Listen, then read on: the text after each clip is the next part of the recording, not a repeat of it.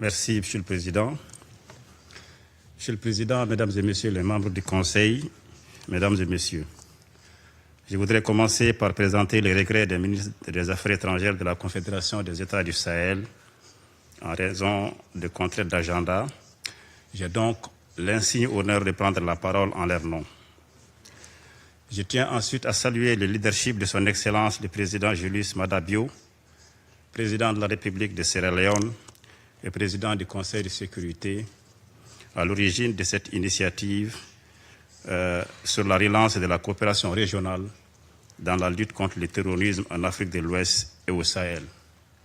Je prends note des contributions de notre secrétaire général, M. Antonio Guterres, et du Dr Omar Aliou Touré, président de la commission de la CEDEAO. Mesdames et Messieurs, cette réunion est d'une importance particulière pour les États membres de la Confédération AES, que sont le Burkina Faso, le Mali et le Niger. En effet, depuis plus d'une décennie, l'Afrique de l'Ouest en général et le Sahel en particulier sont confrontés à un terrorisme imposé et soutenu par des sponsors étatiques étrangers.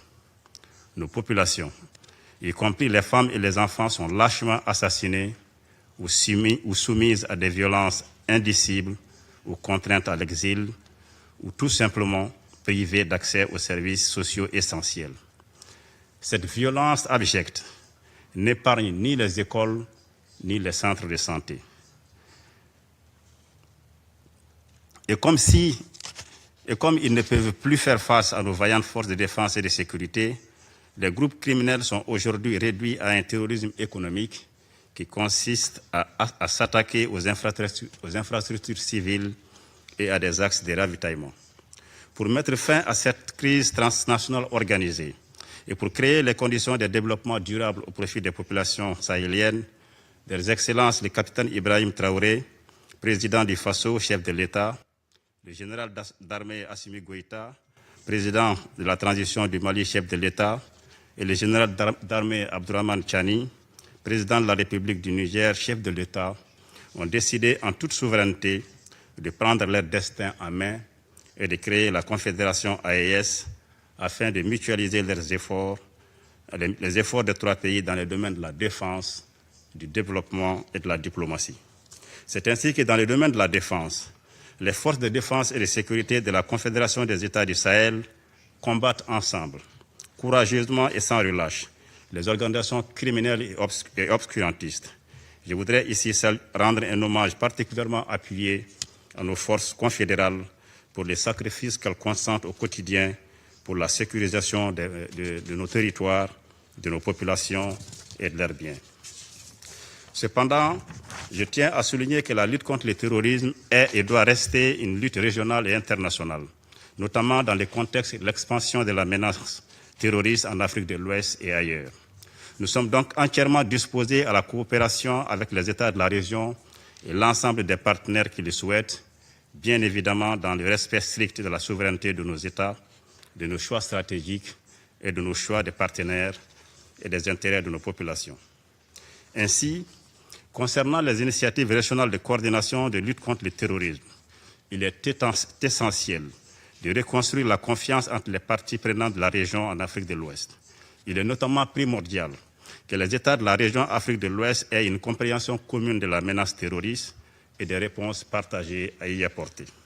Pour ce faire, il faut une approche autre que celle que nous avons jusqu'ici connue, faite d'ingérences extérieures hostiles, des sanctions illégales, injustes et inhumaines, voire des menaces d'intervention militaire dans un pays souverain. La nouvelle approche doit privilégier une approche constructive entre les acteurs régionaux concernés.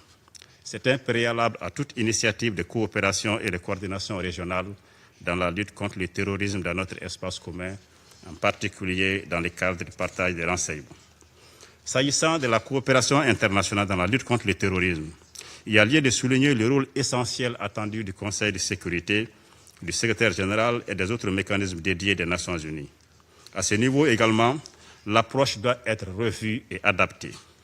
Les rapports, les réunions, les résolutions et les déclarations sont certes utiles, mais pas suffisants face à la menace terroriste. Il faut des réponses concrètes, rapide et adaptée aux réalités de chaque situation spécifique. Le Mali a connu une expérience non réussie de présence d'une mission des Nations Unies sur son territoire, la MINUSMA, dont la doctrine, le mandat et les règles d'engagement n'étaient pas adaptées aux besoins sécuritaires du pays hôte. La coopération internationale est donc également essentielle dans la lutte contre le financement du terrorisme, y compris le paiement des rançons contre la libération des otages. Elle est également nécessaire à la mobilisation des ressources pour venir en aide aux populations victimes du terrorisme, notamment les réfugiés et les déplacés internes. À cet égard, je suis particulièrement préoccupé du niveau très insuffisant de mobilisation de l'aide humanitaire nécessaire pour le Sahel, à peine 14% des besoins humanitaires.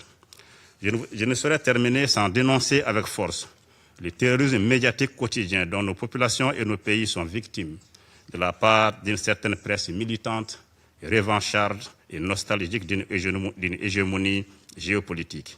Il est regrettable de constater que cette presse ait choisi de faire l'apologie du terrorisme et de servir de véhicule de la propagande terroriste dans nos pays et dans notre région.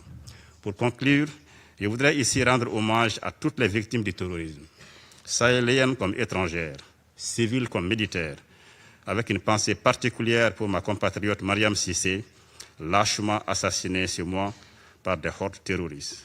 Je tiens ensuite à saluer la résilience admirable des populations du Sahel face à cette situation difficile que nos pays traversent.